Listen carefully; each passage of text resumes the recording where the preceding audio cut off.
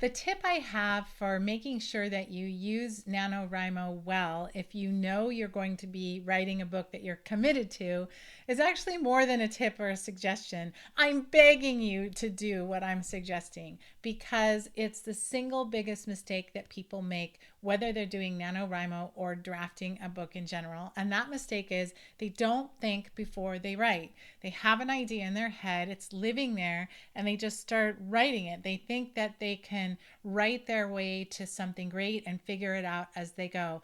And 9 times out of 10 or 99 times out of 100, whatever metric you want to use, it doesn't work. It's so difficult. A novel or a memoir is a very complex intellectual undertaking, and figuring out how to structure it so that it works all the way through and doesn't fall flat in the middle or come to a really sad ending, not sad in the story way, but sad in the way of it not working. The risk is just too high. It's a very difficult thing to do. And if you know how to do that, if you know how to kind of just write off the top of your head and have it work out, you probably already know that you have this skill. It is a very specific and unusual and rare skill to have a book just fully formed in your brain. It happens. I'm not going to say it doesn't, but just for the vast majority of us, it doesn't happen. And the way to solve for this problem is to do some planning before you start to write. It doesn't have to be a giant undertaking of planning. Just a little planning goes a really long way. I happen to have written a book about this. It's called Blueprint for a Book and How to Build Your Novel from the Inside Out. That's the title. And we'll link to it in the show notes. There are also some free assets that I have that you can use if you don't want to buy the book that teach you the central core of the blueprint method, which is a tool I call the Inside Outline. And the blueprint is 14 steps that you answer and you go through before you start to write. And these are questions about the fundamental nature of your novel.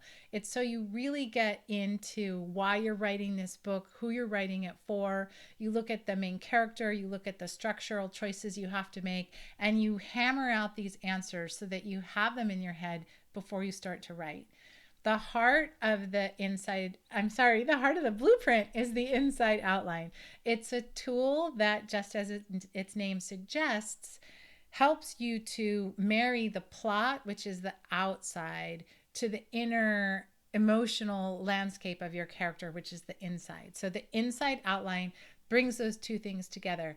And the inside outline is a very simple, easy tool. It's 3 pages long for a book that you haven't written yet, and it is getting the major events on the page in a way so that you can see them, you can follow them, you have a roadmap for what to write, and you make sure that every major event has the plot level and that inside level. And if you make an inside outline for yourself, you can know that what you're writing during NaNoWriMo is going to hold together. You've solved the problems that usually happen, that problems in the middle, problems at the end. Those are all problems, by the way, that usually stem from not starting in the right place or not really writing the right story. And the blueprint helps you get those things figured out before you start to write. I developed the blueprint because of this exact problem. So many people were coming to me and to all our book coaches at Author Accelerator with manuscripts that have these great premises and these great characters and these great ideas. Maybe even the writing is good, but the stories fall apart. And they come to book coaches because they're getting rejected either by agents, by editors at publishers, or by readers in the marketplace if they're publishing independently. And all of those outcomes are no good. We don't want them. And in NaNoWriMo, we don't want you to spend 30 days writing a book that then you have to dismantle and sort out and revise, that has all these problems already baked into it. That's just, it ends up being way more disheartening than winning NaNoWriMo. So the suggestion that I have, which is me begging you to do this, is work out these 14 steps of the blueprint before you start to write. If you're listening to this video and you've got a week left before the start of NaNoWriMo, you can still do the blueprint. You can do the blueprint in 5 or 6 solid hours of work. that, and you can have something really good to guide you. And that 5 or 6 hours of work is going to make sure that all the time you spend in November writing your story is going to make it better. It's just going to save you so much time in the end. So that's the shortened version of doing the blueprint. If you have a little more time, if you have 2 weeks, 3 weeks, a month, you can do the blueprint and then iterate the inside outline. So that means we have a 10-point checklist you can put it through. You revise the inside outline, these 3 pages, and just round and around, getting it more and more solid and more logical, the internal logic of your story. And if you can do that, you're going to really give yourself rocket boost power during NaNoWriMo. And what's going to happen is you're going to end up with 55,000 words, or maybe less if you don't win it, that are going to be really useful words that you can build on, and you can grow or revise that manuscript and be in really good shape.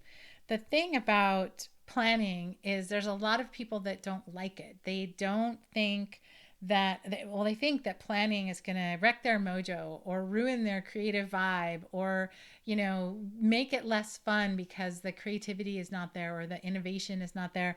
And that's just simply not true. Planning gives you a container to work within, and creativity thrives with boundaries. It thrives in a container. It loves to know that this is what genre you're writing, and this is the point of view character who's going to be driving the tale. Creativity thrives in those situations and circumstances. So putting those boundaries around what you're doing and those containers around it allows you then to go crazy within that. You can let your imagination go wild. You can innovate. You can surprise yourself. All those things can happen within this container. But if you don't have this container, you're just out there freeform, really wasting time and energy and words. And maybe you get 55,000 words down, but they're not good. So what difference does it make? You want to write something that's good. You want to write something that holds together, that you're proud to have done, and that you can take and move forward to the next step of the process, which is, what do you do now to make that manuscript better? So if you're going to do NaNoWriMo and you have an idea and you're excited about it and you're committed to it, get the blueprint materials, either the free versions or the grab my book. There's an ebook and paper, either whichever you prefer, and walk through these 14 steps. I promise you it's going to make things better. It is going to make your writing more solid. It's going to make you less anxious about what to write. You're going to know because you're going to have it written down. It's going to be just so much better. I really urge you to try it.